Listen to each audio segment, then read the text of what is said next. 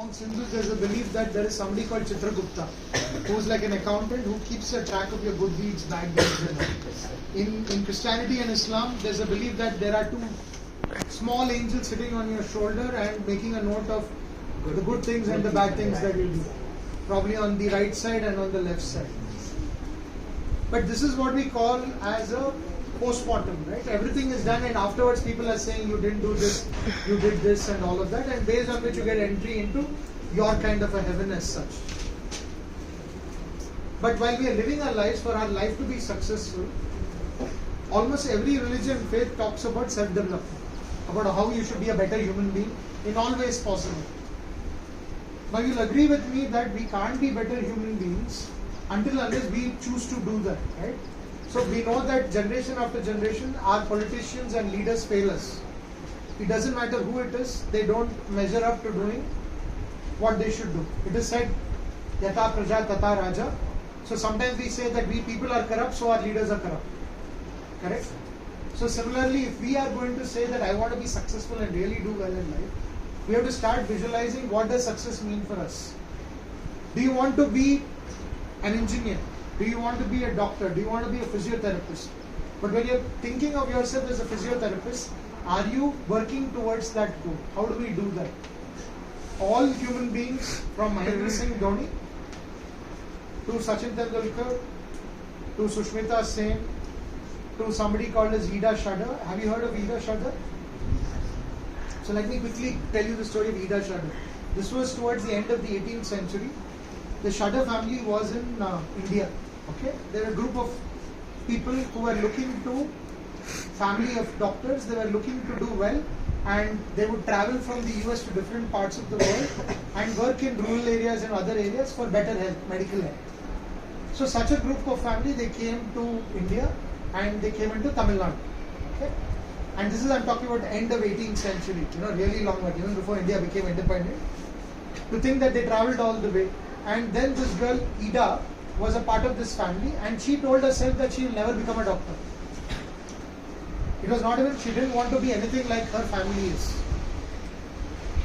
One day she was with her father in the house in Tamil Nadu, and a person comes and knocks on the door. She opens, it's the middle of the night. The person says, my wife is about to deliver, can you please come and treat and manage it? She says, I am not a doctor, my father is, I will call. Says, no, in our community I think we don't allow a man to see any of our woman's body in terms of, because as a doctor you have to, right? It's in those days. Either the midwives or somebody, the ayahs used to give birth and it used to be that, right? So the person goes away. Similarly, 2 times again this happens. Then Ida gets to know the next day that all the 3 women from 3 different religions, communities have died. Because the same thing that the men in the family are not allowing a man to treat. Now the same Ida who did not want to be a doctor suddenly decides to be a doctor. Why? Because she feels that women are dying and this is not fair, this is not the right thing to happen. So Ida takes the next ship, she goes back to the US, because even then it was not normal for girls to get trained as doctors. There was a lot of societal resistance to that, because girls would not get educated and all. We are talking about 18th century, right? We are talking about a time. So even in America it wasn't easy. So she found a college which accepted women as students, did her medical course, and she came back to India like a few years later to the same city, and she took up a house, right? And her assistant was the cook's daughter, because there were no trained nurses. If you didn't find doctors, where will nurses come from? Right? So she started operating out of that. Then slowly this young girl who had nothing to do, pretty much like Mother Teresa, nothing to do with India, she slowly started treating patients, people got to know. Then she realized that she has to encourage people to also become doctors, right? So more girls and women had to. So she had to start convincing people to let them get educated. But you also needed nurses and midwives, right? So she had to raise funds. So she went to the US, raised funds, did a lot of work, and over 60 years she managed to set up one of the finest hospitals, nurses. Then it reached a point where the Tamil Nadu government said you have to be affiliated to a university. She got this college for medical education also set up, and we finally had a situation 60 years later, she passed away. with nothing to do with India, right? So now this Ida as a person, she started at this point.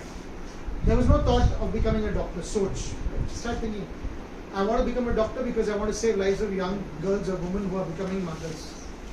She began to collect knowledge, right? Medical education. She went and found out what does it take to be a doctor, what should you do to train nurses, all of that, right? Now, as she started doing this, she got into this phase. She got into becoming a medical student also, becoming a practicing doctor. So from thought came knowledge acquisition. From knowledge acquisition, karma or work. She started doing her work, right? And we say work is worship across, all our faiths and beliefs. As she started doing this, she suddenly started getting noticed by people. Because people could see that Ida was different, right? And the glow within her potential, her gift, talent, whatever it is, started emerging her, right? And people started seeing this potential. And then this identity changed of this young person who did not have any specific ambition, but just did not want to become like her family. So from Soch to Astitva, Astitva is identity, Karma is work, Tejas is the inner potential, Gyan is knowledge.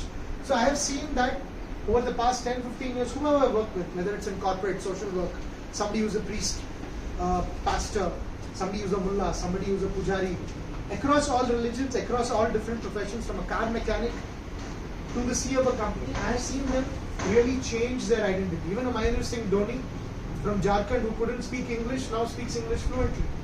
Really inspirational, motivational leaders. They all worked on the identity of self to become something that they never thought that they would become. So whatever you choose to become today, try and collect more knowledge. Start putting the knowledge to work. Then you will see that people around you will change. Today you might not be good at something, but if you keep putting effort at it, you will get better at it. Remember the first time you rode a cycle, did you get